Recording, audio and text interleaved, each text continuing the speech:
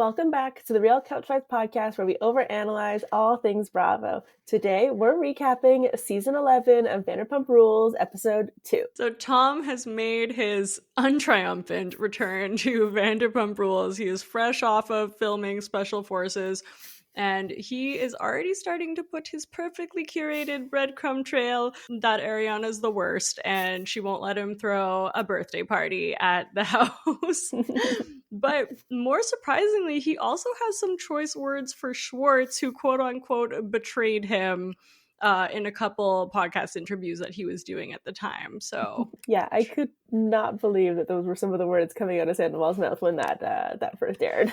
there might be trouble in paradise. So we're gonna do a good old-fashioned recap and get into all of the things. But before we do, there was actually some really interesting information that came out on the Vanderpump Rules after show, which I don't know if you guys have been catching, but it's new this season, and it's essentially just like one-on-one sit-downs with the cast, and they're asked questions about the show and the episodes, which is really interesting, right? Because you get like kind of additional context to some of the things. No, it's definitely a must-watch now. I feel like it's just as integral as actually watching the show, because there's so much more information coming out, especially just on the dynamics that are existing within the cast post-filming. Well, that's it. I also am like, do you know when these were filmed? Like, I want to know what headspace they're in at this point, right? Like, is it recent? And I guess it must be, right? Because they've now seen, they're watching the episode, so it has to be after that. I think it is pretty recent, yeah. So that's interesting. Yeah, maybe they filmed a little bit of them like in like December, January, and now they're only airing them in February. But for the most part, yeah, I think that they're pretty live. Wow. See, that's like, that's actually super interesting too, because you can even see, like, without getting too far into it, like, Lala definitely has a way she's feeling about Ariana that is like not necessarily what she's saying earlier on in the show. Yes. So we're gonna see how, you know, they've changed their minds since that. I know. Well, and it's also crazy just knowing that Ariana and Lala and Sheena were literally just at Ariana's performance of Chicago, like supporting her on her first night. And then to also hear the after show is like pretty crazy. Yeah, it's so interesting. And we'll bring up Lala's part in the after show a little bit later, so stay tuned. But one of the things we wanted to bring up also, because we put out an episode last week on fact-checking the Toms' interview on the Vial Files, and it really blew up. So we just have to say thank you so much to everyone who watched that episode, who commented on the episode, who are new subscribers from the episode. We're so happy to have you here. And a lot of comments were regarding the house, the state of the house, you know, Sandoval saying that Ariana wasn't paying the bills and all that. So we wanted to specifically call out this part of the after show because it gives us a little bit more clarity. So Tom is saying, you know, Ariana hasn't paid bills in like 8 months and he's moving money around and, you know, like he can barely even afford it, but then also somehow has like $3 million, you know, liquidity to give her magic at money. The moment. Totally. And Ariana's response to this was that, so at first they had all of the mortgages coming out of a joint bank account that they would put equal amounts of money into, but then they refinanced in 2021 and then the mortgage was coming out of his account. This was also around the same time that she co-signed that loan for him, which like I'm so confused about that and like what she's on the hook for and like would love clarification there. But apparently, you know, she's like, okay, Tom, like you tell me that I owe you X amount. Like, can you show me an itemized breakdown? Because she's like, I just don't believe anything out of your mouth. Like apparently before actually the mortgage payments that she was giving, she was overpaying. So she's like, I will pay you. Just tell me exactly what I am paying you for. He's just kind of like, here's a lump sum. And I guess he's not like she said that he's not providing this. She's asked multiple times. She's asked 3 assistants. And that's just a conveniently left out part on, you know, Tom Sandoval's narrative of just like, she is the devil and she won't pay me. And like, you know? Yeah, totally. Well, and even for him to say in the after show, he's like, well, like, what am I supposed to do? Like pay a lawyer? I love that I always go into my Tom Sandoval voice. Like pay a lawyer for this? Like that's crazy. Like what am I like cutting a deal with Spectrum where I'm taking a cut? Like, come on. And so I was like, no, it doesn't think that you're taking a cut, but like, yeah, it is a little fishy that you won't share, especially the fact that they were not even sharing this information when they were actually still partners together and they were actually dating and like they were in a real relationship. Like I have a fully like, you know, joint bank account where all of my bills come out of like with my partner and stuff. Like we just, that's how we operate, and I can't believe that there's like just there was no transparency in their relationship in the first place. Yeah, it is super strange, and it's like it doesn't seem like what she's asking for is like outrageous. So it's like, No, why are you not able to just show that to her? But it's all just like it's weird. it And like, just goes to show like this is the like very much kind of like what Raquel was doing. Like he's just kind of like leaving out certain parts of the story that paints a totally different picture, and he has like dug his heels in. Like this is yeah. the story he's sticking to. It's also weird that like in his mind, it's easier or more beneficial for him to not tell her the real amounts than it is for him. It's like that's the results in him like paying the bills for all of these months than it is for him to actually just tell her what the actual real amounts are. Because clearly, either like he's been lying about what the real amounts are for so long that he doesn't want her to know the real amounts, or right? Like, isn't, Yeah. you know, like It it's weird. it doesn't make sense. And it was also just so interesting because we just saw the interview with Nick Vile, and like Mm-hmm. he brings up this idea that she has not been paying the bills in 8 months. Yeah. And then verbatim, we get that narrative on the Yeah. episode. Yes. And it's just so reminiscent of like what he tried to do when he went on the ill-fated what was that first Oh, the Howie podcast? Mandel The Howie Mandel episode. Yeah. Oh my god. where we basically got a sneak peek of like what he was going to be saying in Mm-hmm. the episode. And like this is also what makes me ultimately just not trust him, is like we know now that he uses the show to kind of like build out the narrative for himself, and like he puts in those little breadcrumbs for us as viewers to follow. Yeah. Well, and also, didn't he say in the Vile Files episode that like it had also been 8 months since Ariana had paid the bills? So like, It's if it had true. been 8 months in January, how could it also have been 8 months back in July or June when they would have been filming? I think maybe it was July. Like that just doesn't make any sense. Like, what? How long has it actually been that she hasn't been paying the bills? No, that's actually such a good point that Weird. Doesn't make doesn't any add up. sense. And eight Yeah. months would make more sense in January than it does in July, because like why has she not paid the bills back in July for like 8 months when like the affair had only been exposed like 3 months before, Oh 3 or 4 months yeah. before? It's weird. Yeah, see, here's some of the plot holes. Just a little bit. Does he not know that Bravo fans are detectives? Does he not know how pedantic we are? like I mean, not, but we as a collective found Yeah, out that like Kyle Richards was probably getting divorced because she wasn't wearing her rings. exactly. Anyways, and then there was another thing that they brought up too, which is around like why they're both still in the house, which like Mm-hmm. it looks like is going to be such a plot line in Yeah. this season. And like I'm so frustrated by it. We talked about it a little bit last Mm-hmm. episode, but like I'm also just so frustrated of people using this against Ariana and being like, Yeah. I'm so sick of her. Like, just move out. Even Mm-hmm. Lala. I Like, know. jeez. I know. I couldn't believe that that was Lala's stance on this, and that she like couldn't believe why Ariana just didn't move out. And then for Sheena in the after show to just kind of like chime in and be like, "Well, Lala did it. Lala moved out in one day with a baby." And it's like, but this is a different situation, and I can't believe that I was on the side of James Kennedy in that after show I performance. know. I It's love that crazy to James me. actually stood up for Ariana. That Yeah, was, James is really, I really really think this might good. be his season, I which again, know. we keep digressing. um, but yeah, what would you want to share some of the stuff that they brought up about the house? Basically what they go into in the after show, specifically like the Lala, James, and Sheena portion of the after show. They talk about obviously how like Lala was able to get out. She was able to get out with a baby. She was able to get out in one day. And Lala doesn't think that like the fact that like Randall owned their house has like any bearing on the difference of the situations, because James is like, well, she was standing her ground and she owns the house and she has a dog there and she has a cat there, like she has a life there. Shouldn't Tom have been the one to get out? And Lala was like, Tom Sandoval is never going to leave. And like, I just think it's crazy that, like, why is it acceptable that Tom Sandoval is a completely immovable person, but it's not acceptable that Ariana is a completely immovable person that is allowed to be fully as stubborn as she possibly wants Yeah. in amongst all of this situation.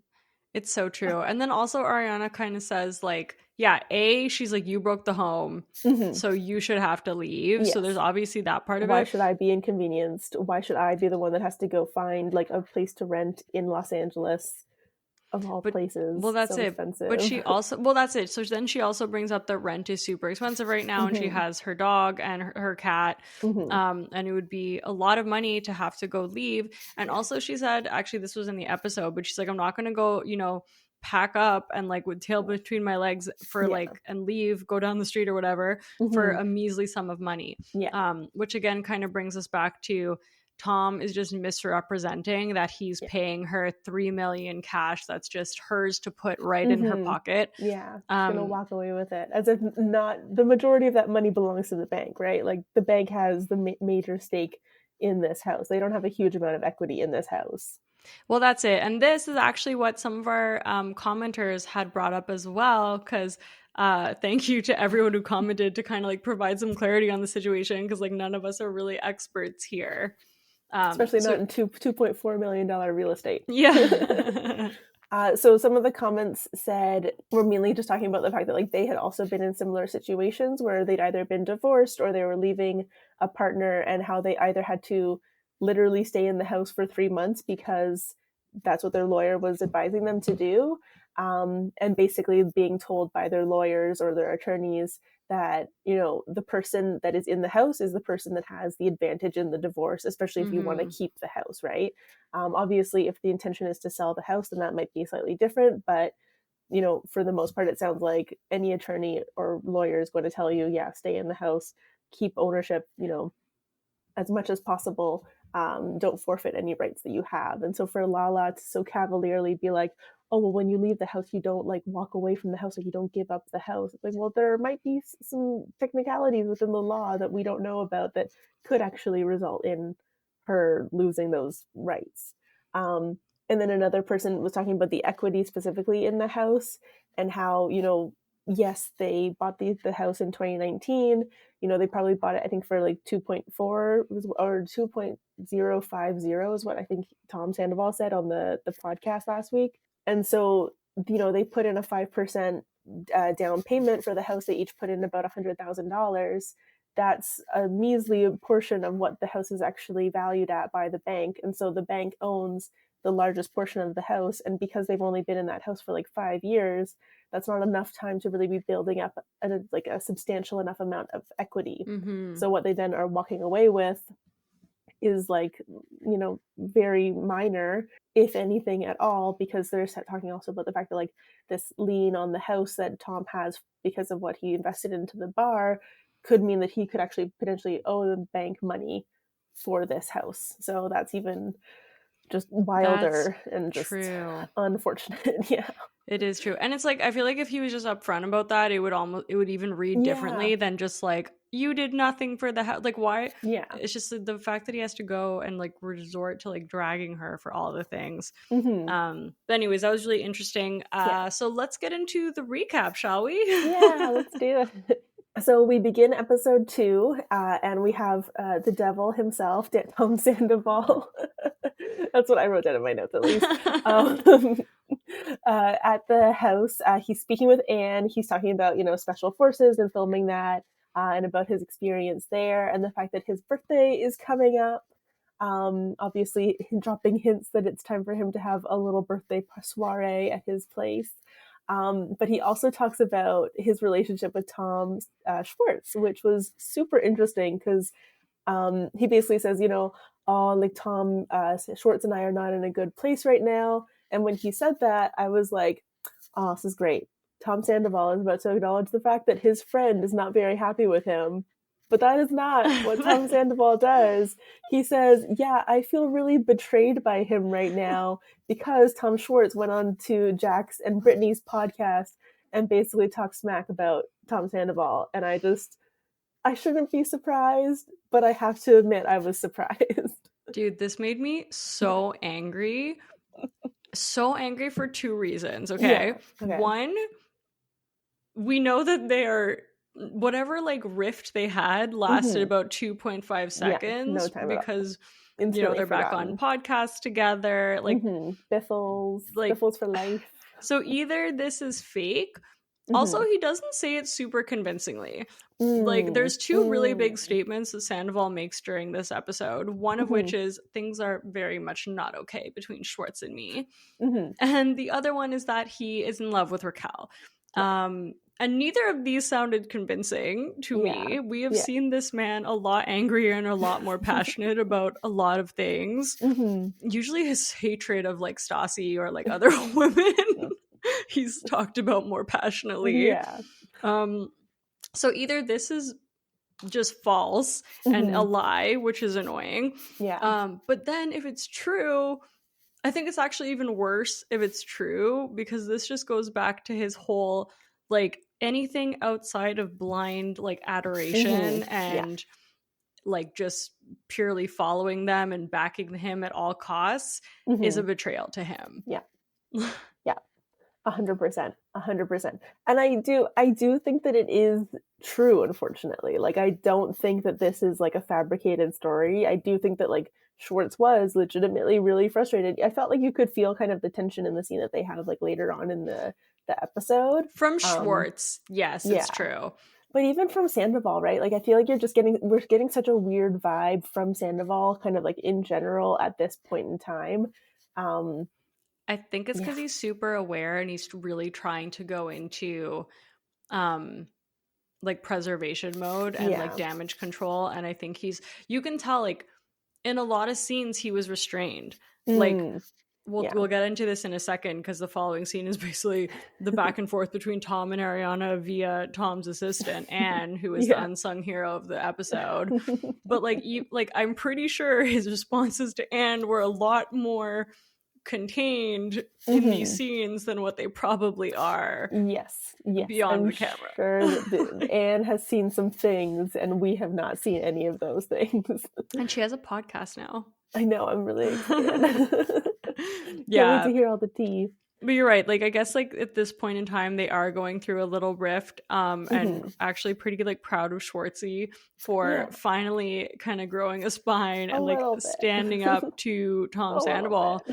And it's just so funny though, because it's like I remember when we listened to those podcasts come out, and Tom still for the most part was being sympathetic to Sandoval, Tom Schwartz. 100%. And like 100%. The smallest amount of him being like, oh, like what he did was selfish, and like like he gave like the smallest amount of accountability that he tried to put on him, and Tom is like, no, betrayal, stab me in the back. Communicated. How dare you? You are the meanest person in the world, Schwartz. How could you do this to me?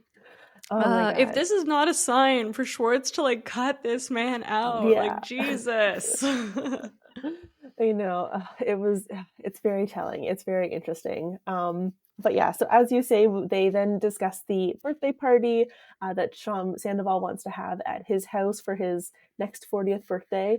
Just going to keep on reusing that number until I guess he absolutely has to switch over to 50.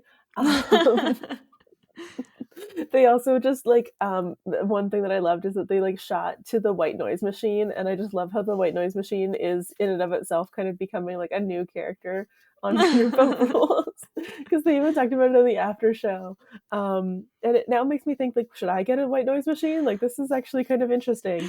But this white noise machine is basically to hide him gossiping. I know.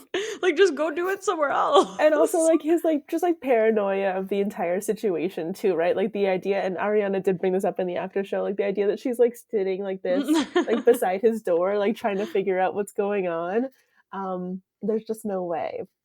There's no way. And honestly, like this whole thing of he's like, I just want to have a party. Like, all right, I'm gonna get Ariana a hotel, and like that's so nice of me. Like, just go stay in a hotel, and I'm gonna have a party. And like that's so reasonable. The look of fear in this poor assistant's eyes. Yeah, I know.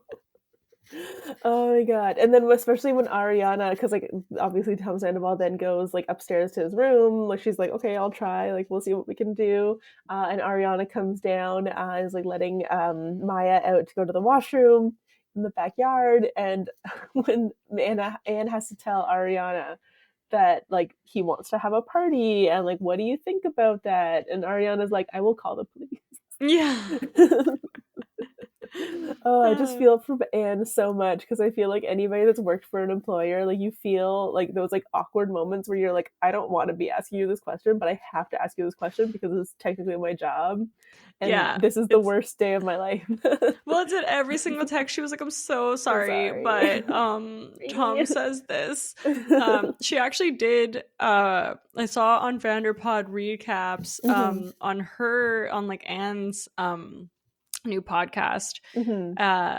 She talked about this a little bit, and she actually said that like Ariana was super, super sweet, and she really understood the position she was coming from, and like if ever it felt a little bit more like assertive or aggressive, she always knew it was towards Tom, and she actually felt like it was really not fair for Tom to even be asking this, and she felt super bad. Yeah. And the pretext of all this too, which is what Ariana clarifies in the after show, is Tom's parties aren't just little parties. They're till like 6 a.m. and everything is destroyed. Yeah, exactly. And like, and yeah, he even talks about how like, oh, well, I would, in the after show, he talks about how, oh, you know, I would get somebody to clean up after it. Making it sound like he would like hire cleaners to like come in. It's cleaner than when it started. Yeah, exactly. And Ariana's like, no, like Anne would be the one that would have to like come in and clean up after your party the next day, which sounds absolutely horrendous.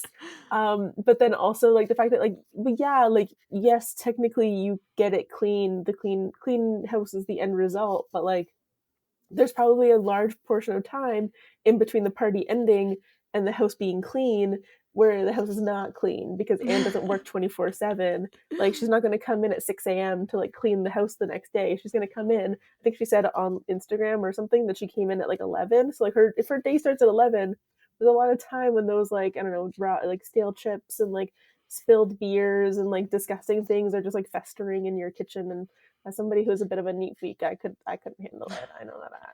It's so true.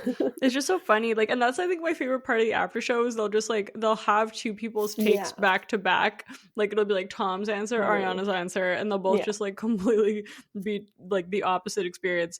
Yeah.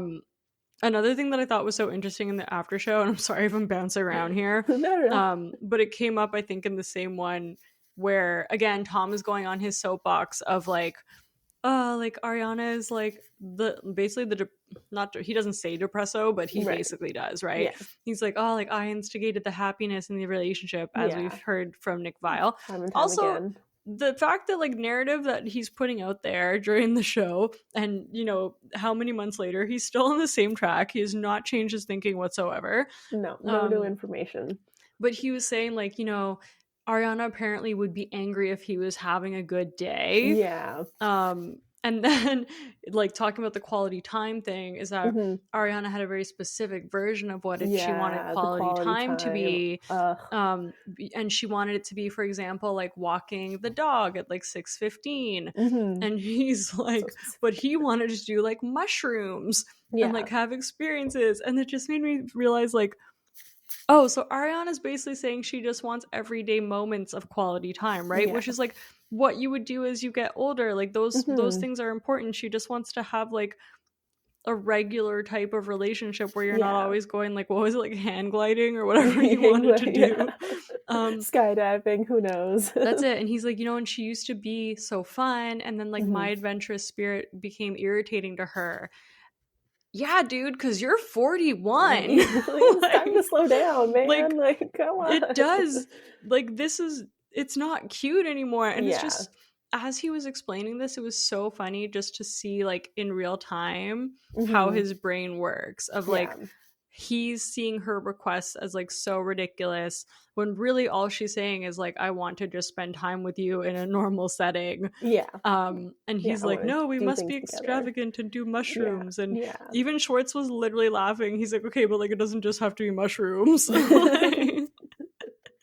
Yeah, well, and the thing is, I feel like nothing signifies that like the party is over more, and I don't want to like jumping ahead again, but like it then like the birthday party that we actually see at the end of this episode, which is like the party is over, like nobody else is here, like this is sad, this is pathetic, like I think somebody said on Instagram that it was like the island of misfit toys or something like just all the randomest people that he could find like last minute to like come to this party. It was a And really sad yeah, party. It was literally it's like just like I hope that his this proved the point that you wanted it to, Tom. it Like was his good job. band and Billy Lee. There's Yeah, like his vocal coach was there too. yeah. Even when Brett, they the Tom Tom server, stopped by for a little bit, you know. yeah, even when like his band manager came and I was Yeah, like, wow, they really ran out of people to film digging with, deep eh? here. Like Yeah, no, nobody wants to hang out with you, so you gotta really reach into the recesses of your pocketbook there. yeah, or as James says, yeah, yeah, Tom's party is really a who's who. I was like, who the F are you people? Who is that? That I was love that. That was amazing. such a good read, man. Like, oh my god, incredible. Anyways, back to Anne. Anyways, Anne, okay, my last thing on okay, Anne, yeah, yeah. I literally wrote this poor assistant is not being paid enough. No, Like, definitely not. Not a chance. Not a chance in hell. Is she getting paid enough? Mm-mm. yeah, doing the Couldn't. Lord's work. Yeah, couldn't pay me any amount of money to do that one. Anyways, so overall, we moving on. We then have a scene with Lisa. We are finding out that Pump is officially closing. So that's very sad. I can't believe it's been 10 years. I know. I can't believe like we've seen like it like reach like such high highs and like such low lows now as well. Like they just like they were the one that like was competing with Sir for like the best like gay pride days and like Yes. I also think it's a because I shiny new started thing. watching this in like 2020 Mm-hmm. and then I just binged it all Right. so aggressively Yeah. and quickly Yeah. that I'm like, wow, it feels like just yesterday Pump opened. And I'm like, oh, it's just because I It's only been binged 4 like 10 years. seasons. I mean, you know, it's still pretty yeah, substantial amount of time to be watching Vanderpump Rules, so I think that's fair. Yeah.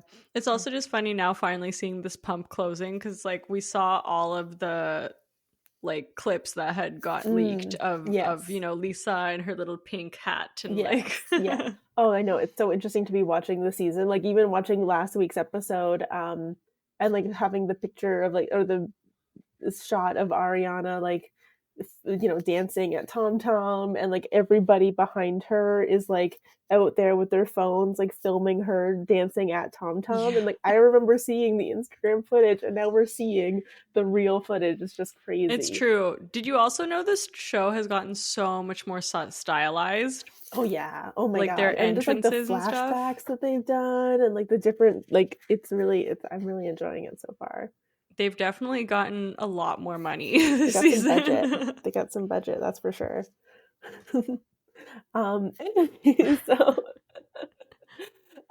so we then also are actually introduced to the Graham storyline, which I was really surprised to see coming in like this early into the season. I did not Yeah. think that that would be the case.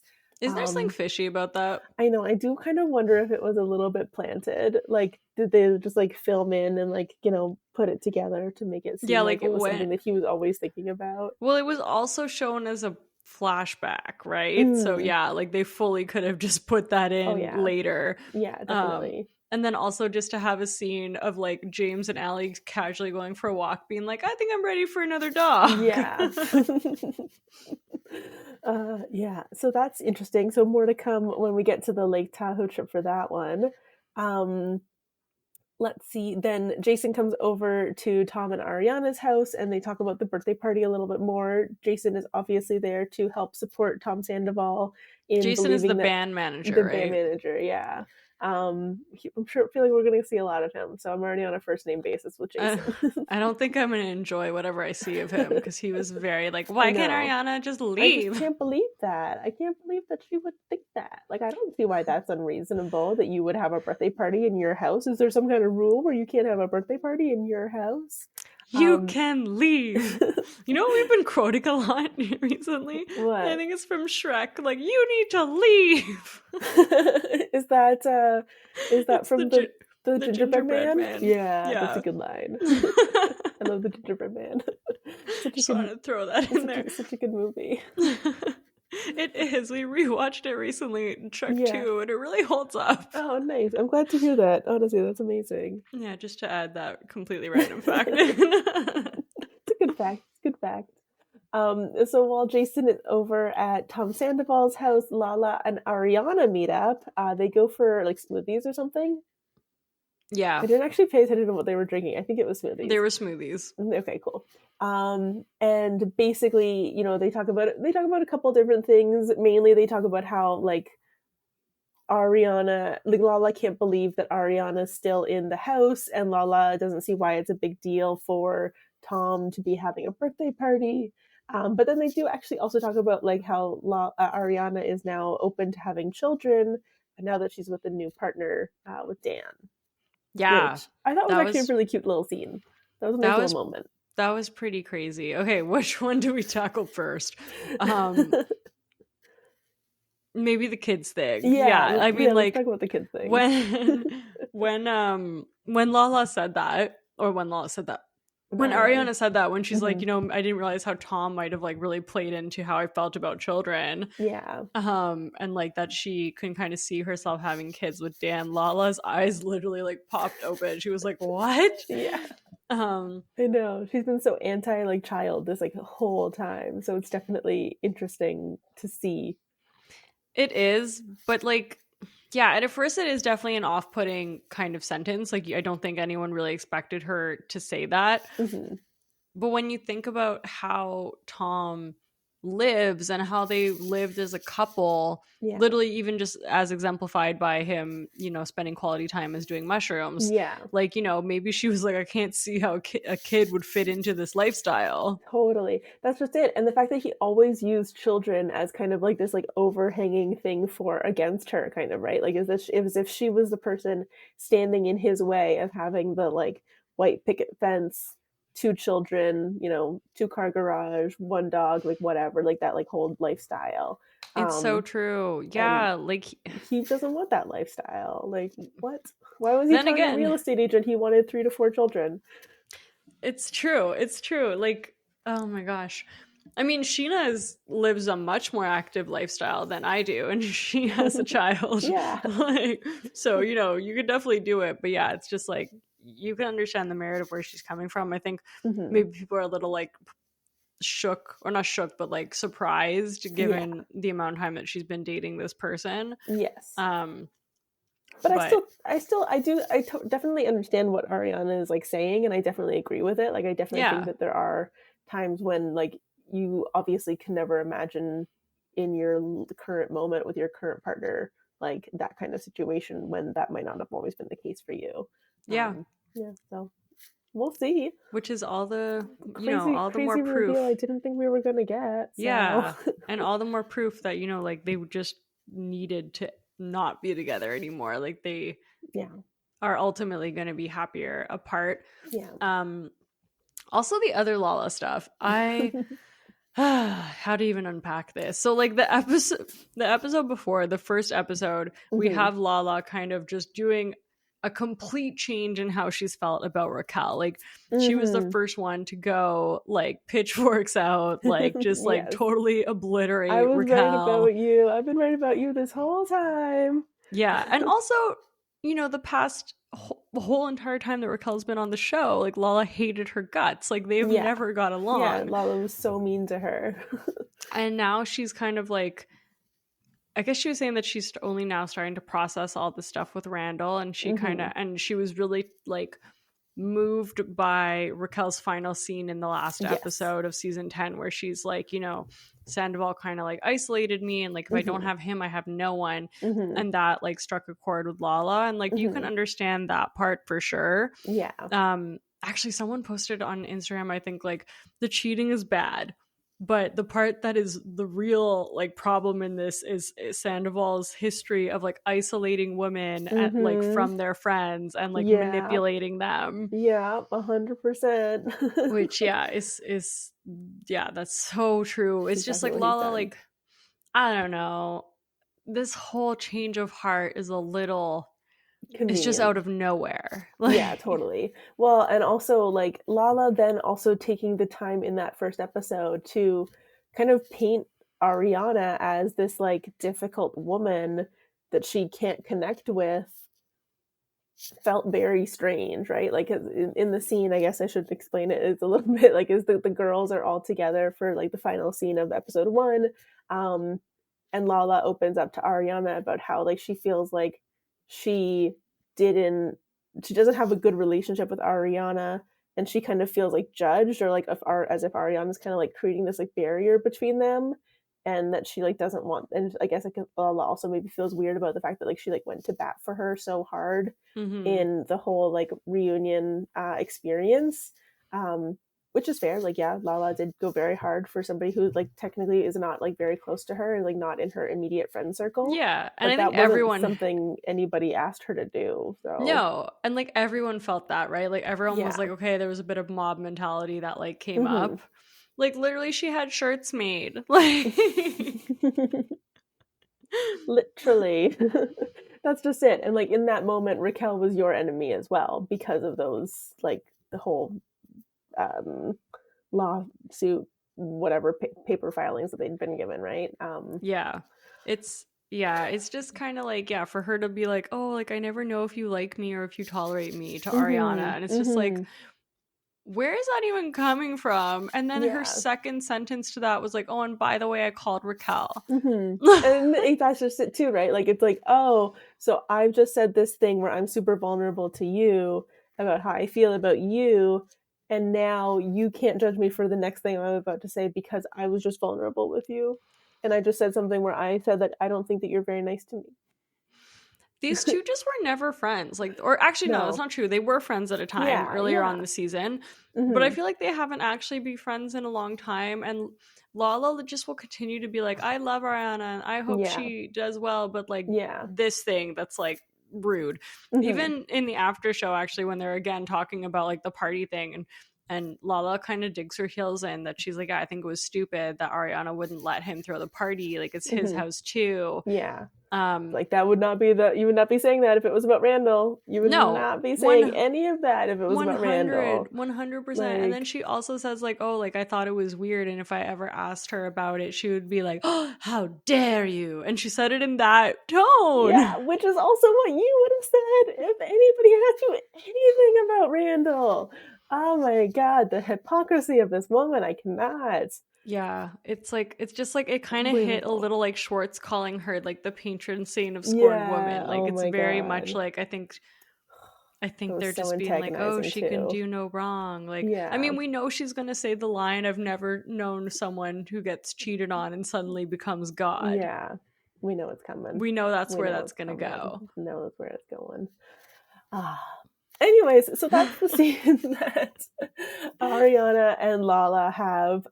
Overall, like an interesting scene, but definitely not. Like it's just weird to kind of like see where the dynamic between the two of those are people is going to go. We then have the pump closing party.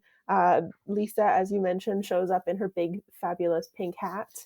I think for the most part, like the kind of like main significant thing that happens in this scene is that Schwartz is behind the bar, Yeah, kind of he reminding finally us made he it. did it.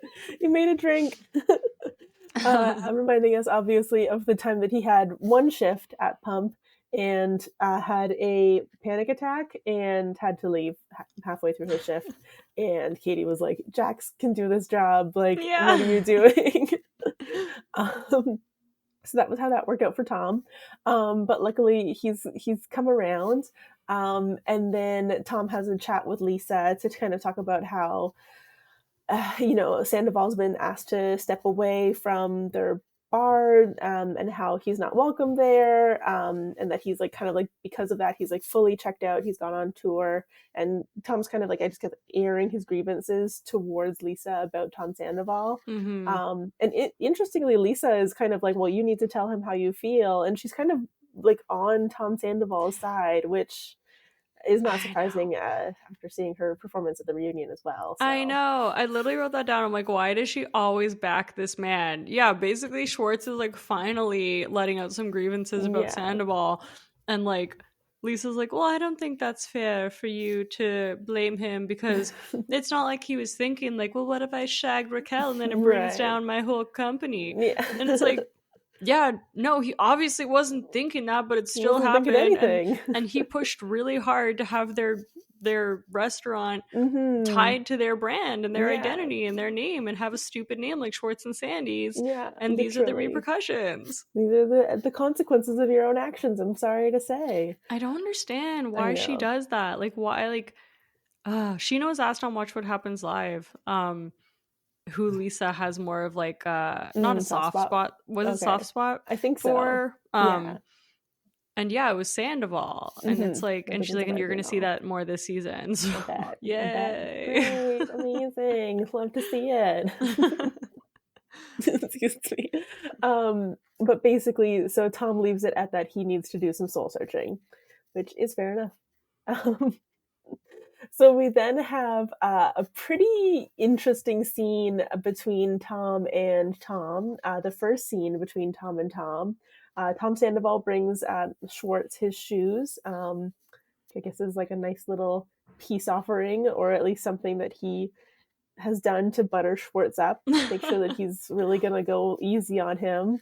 And this was actually a really interesting scene, just to get to kind of like see their dynamic after, like, this is allegedly their first time seeing each other, like, since, I guess, well, probably after the reunion, but probably since Tom's been away in New Zealand filming, or Australia, filming Special Forces. So, I mean, allegedly that's what it looks like. Tom talks about Tom Sandoval, I have to make the distinction now, that he's gotten sober because of Raquel, because Raquel wasn't able to drink in the treatment center. So he was like, okay, well, in solidarity, I will not drink with her, so that when she comes out, we can kind of do that thing together. I'm sorry, we have to call BS. Yeah, we have gotta pause there, right? Yeah. Call BS because you don't think that he was actually sober, or call BS because you don't think that Raquel is the reason that he got sober? Yes, the second. One. More because, like, Raquel's literally said on her podcast that when she was in the treatment facility, like, he was already dating other people and he was being seen with other people.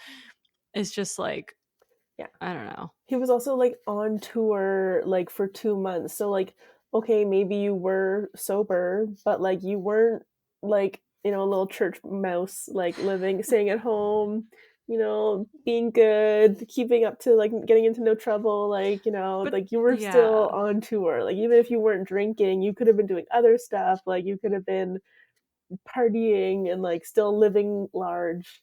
Yeah, but this is what I mean by like this whole episode. I feel like he's using all of his confessionals to put together a very specific narrative, and he's trying to build himself his own redemption arc. Yeah. Like, I found he was actually pretty muted this episode. Like, I felt he was a lot more reserved than you know that he is. Yeah, and I think that there were like little moments where we could kind of like see him like trying to like manipulate or like do like little like things, but he was definitely doing it in a much smaller way than he's been doing it in the past. Which is kind of crazy to think that like the Nick Viall podcast just came out and it was just like so incredibly unhinged.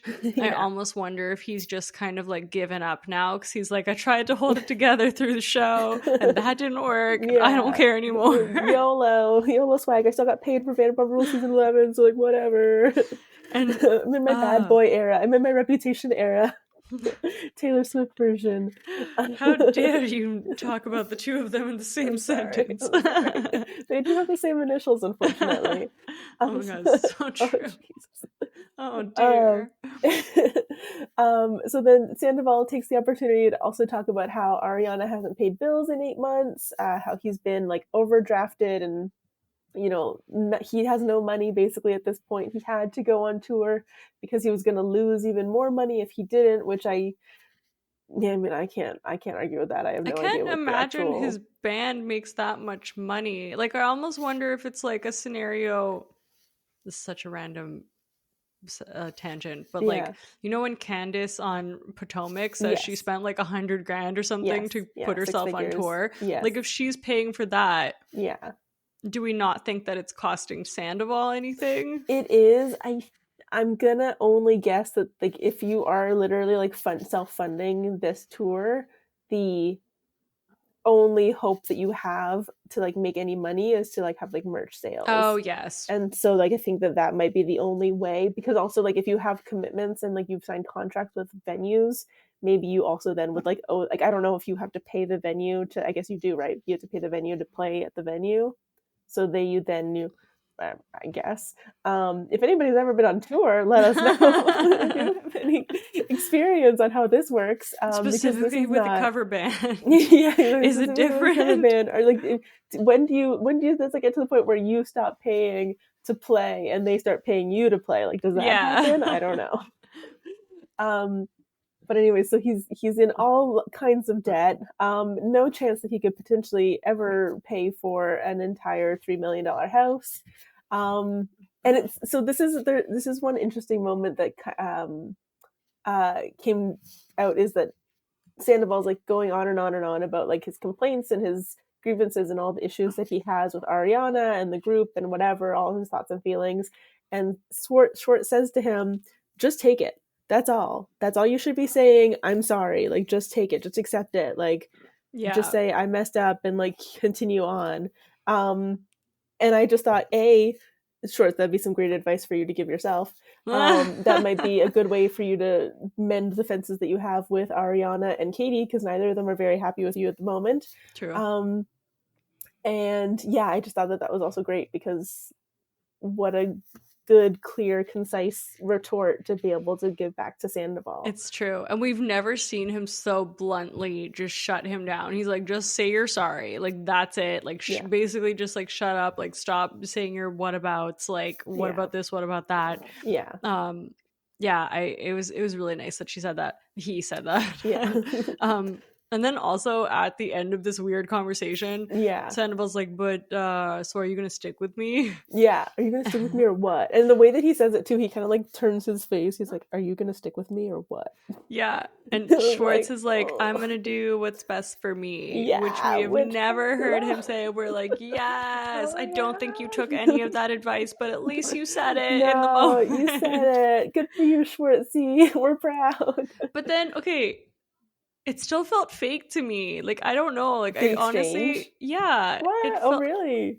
it didn't feel super, at least more like this. So are you gonna stick with me? Like, I Mm. don't know. It just, No, I think honestly, I mean, maybe it's entirely possible. I do kind of feel like that was like a really genuine scene. I just felt like there was like a tension there between the two okay. of them in that moment. I mean, you could be There, right. I have no idea, but there was, I don't know, like part of me was more just like, I feel like they knew that everyone wanted them to take a break. And mm, like, I don't know. yeah, I just can't imagine like Sandoval signing up for that though. That's true. I don't know. I could see Schwartz doing it, but I just don't know if I could see Sandoval being like, yeah, let's go along with that storyline. That'll That's make me fair. look great. I mean, we'll see. I'm just like, I'm surprised. Yeah, like I'm seeing more like friction between the two of them that I thought Mm. I would. Mm-hmm. Um, but I want to know where it goes, just knowing that they're still friends. Like, Yeah. I just don't feel like it was very long lived. Yeah. Like, are we gonna Well, get 2 episodes of this and then they're gonna be bros? Like, I what's mean, I think we happening? probably will only get like a couple episodes of this, because we know that in the next episode, Tom Schwartz invites everybody to Lake Tahoe, and he's Is like, and I'm gonna also invite Tom Sandoval. the So next episode is like I'm Tahoe already? I think it's the episode that he invites people to Lake Tahoe, Oh, okay. because I saw like a sneak preview or something on Instagram. Right. Um, Right.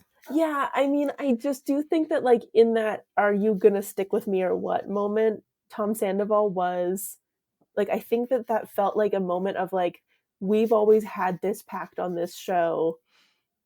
of like, you know, non-disclosure. We will not talk about anything. We will back everybody up blindly, loyally, specifically the three boys, like Jax, Schwartz, and Sandoval, when it was the three of them.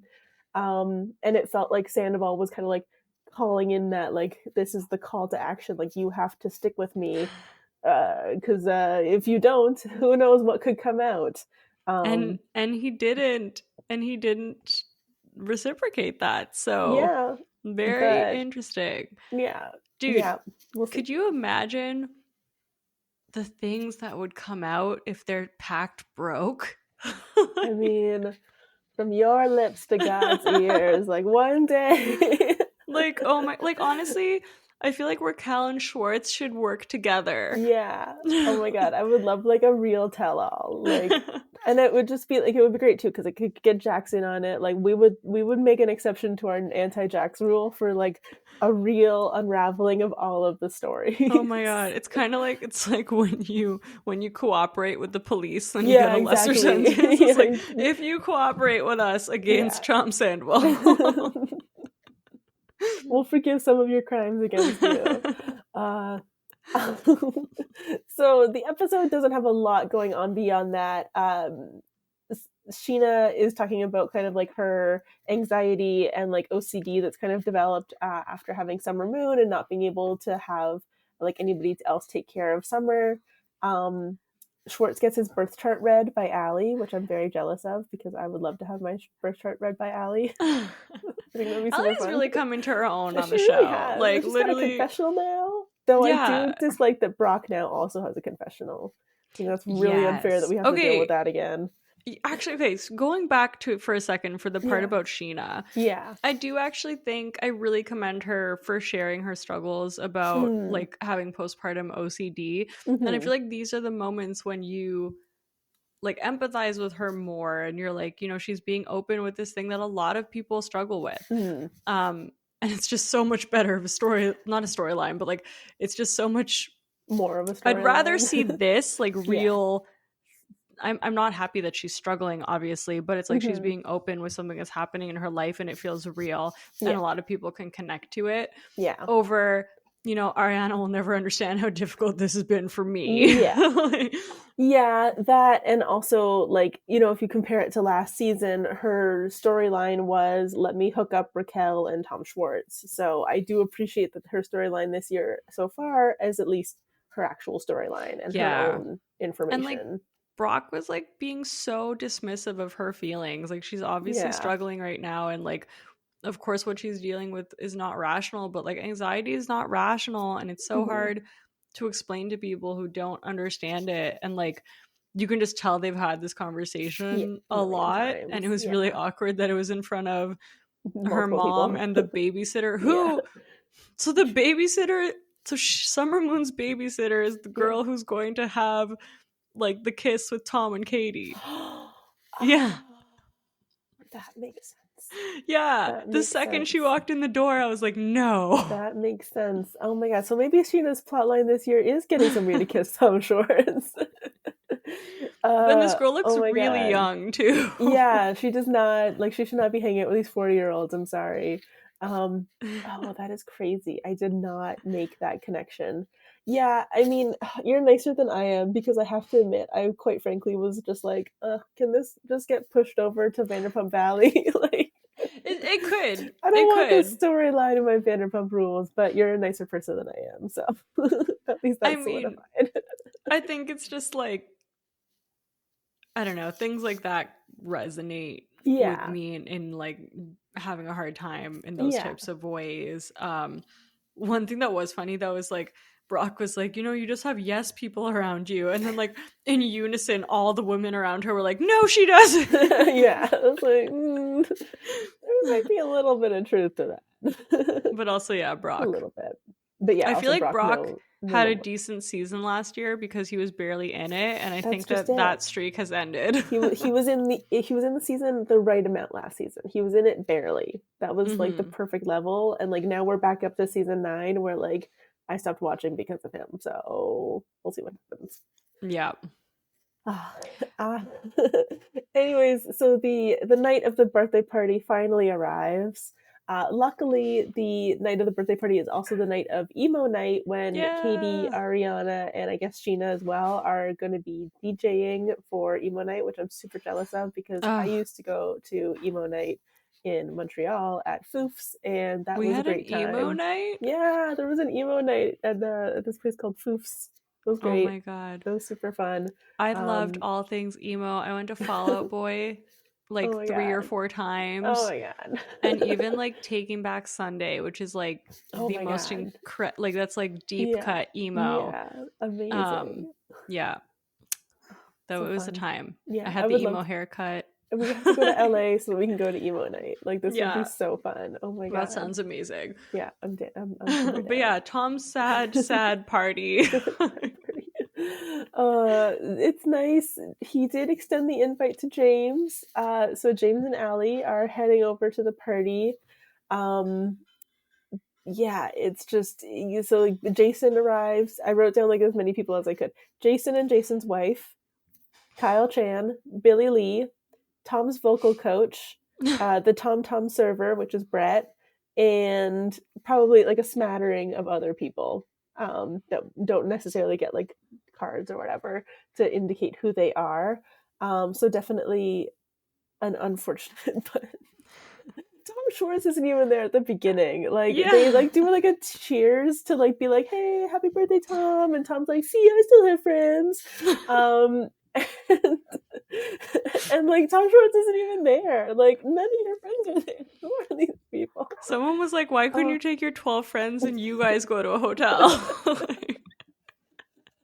Oh my god, that's just it. I'm sorry, you're like literally in LA. Like there's so many places you could have gone to have your sad little birthday party, and you don't have to put it on film. Like you don't need to record this for prosperity. Like you could have Yeah. you could have let this lie. But no, we had to witness it unfortunately. So that's happening.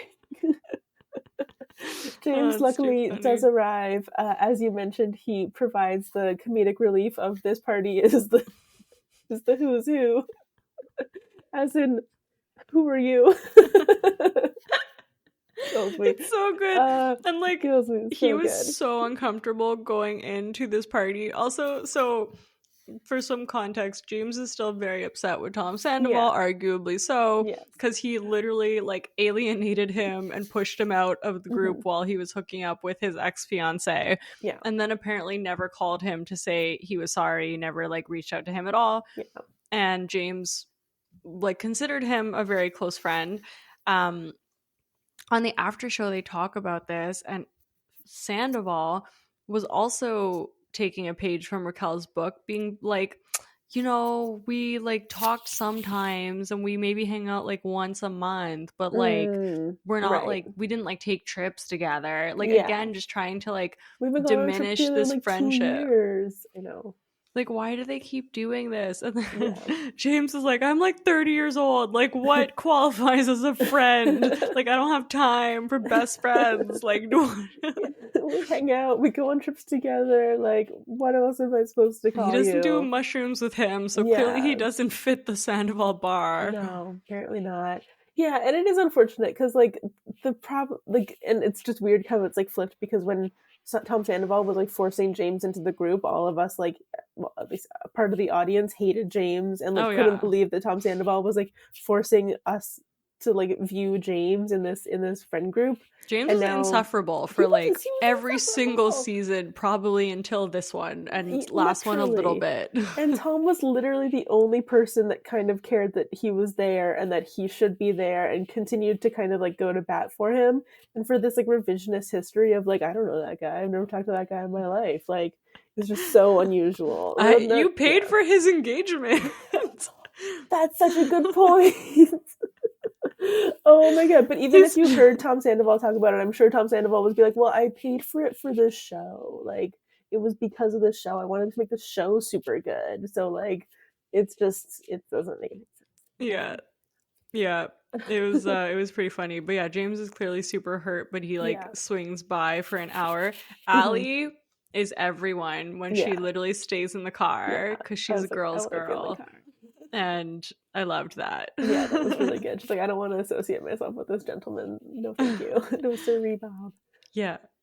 And then we finally have a sit down between Tom and James, but not before someone else tries to talk to James, and James literally could not care less. Like, he's literally like on the phone, like texting, like, who are you? I'm sorry, do I know you? And then the guy's like, yeah, so like what's going on? Katie kind of like frosted me out of the group. And James was just like, I'm here to talk to Tom. Yeah. that one dude who's like, this is my chance. Yeah. Maybe I can get on the show. Katie? No. Yeah, like, I heard that you need to hate Katie or Ariana to get into this party. The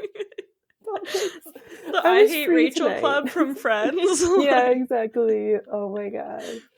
What's the password? I hate Ariana. Literally.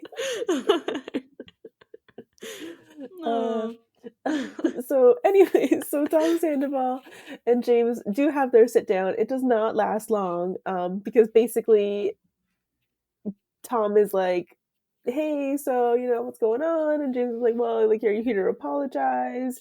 And Tom Sandoval like starts to give like, you know, his very generic like apology. But first he goes, apologize to you? Oh. He's like not computing what he asked him. Who am I supposed to apologize to? And then James is like, so, but are you sorry for betraying me, or? Oh, maybe that was that. It was betraying you? I missed it up. Oh, I don't know. Anyway. I wrote it down because...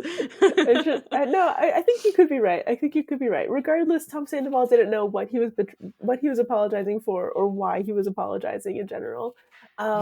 And obviously James tries to like get a little bit more specific about why he's seeking an apology in this situation. And then Tom Sandoval is like, well, I mean, why should I have to apologize to you? This isn't verbatim, but essentially is like, why should I apologize to you? You slept with Kristen. Kristen? Yeah, literally brings up 10 years ago. Something that happened 10 years ago when James was like 21. Yeah. And James is not even going to sit through this for a minute, which I loved. He just gets up and he's like, I'm not entertaining this. Yeah. And then Tom says, that's so narcissistic of you. Yeah. It was like, oh, it's rich. It's rich, Tom. It's rich. Like, did you just learn that word? Because everyone's calling it to you. And exactly. Like, literally. What? Yeah. What goes through this guy's head to be like, that's a narcissistic response for him to say he's not entertaining it? Like, do you know what it means? Yeah. Meanwhile, he's like literally doing the whataboutism that Tom Schwartz called him out for doing at the Nick Vile podcast, which now that Tom Schwartz has said that, like every time it happened in this episode, I was like, there's that whataboutism. Every time. Here it is once again. Well, what about the time that you hooked up with Kristen 10 years ago? I had already cheated on and broken up with, and I was already living in a relationship with Ariana, but what about what you did with Kristen that time? That was not cool.